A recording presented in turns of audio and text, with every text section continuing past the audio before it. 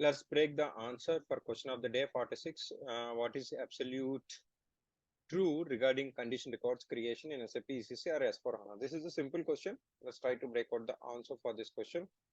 And condition records for header conditions. First thing, header conditions, you don't have any access sequence. That's why there is no point to maintain what I would say condition records. And second one is condition records for manual condition. Again, the same thing, either header level or item level, you don't have condition records for this.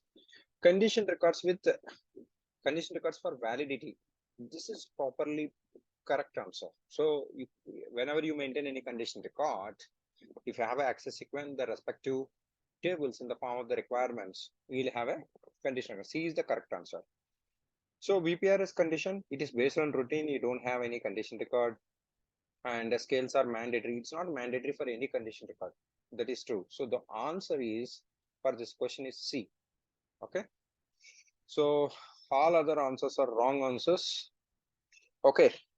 I think you like this answer, then you can like it and you can subscribe to get more inputs like this. This is my YouTube channel currently holding, around 800 videos.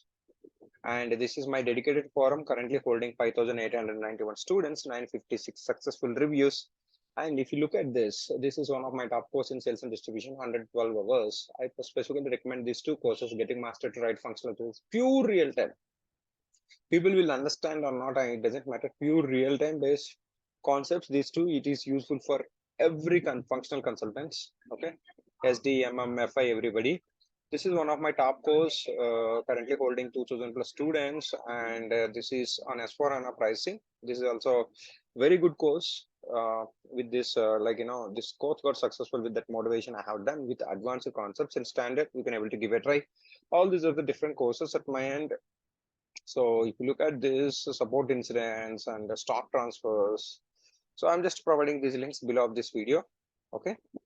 Whoever would like to improve their skill in support project, they can able to give a try, support process and real-time actions, incidents, you can able to give a try. Thank you so much. Thanks for joining this session.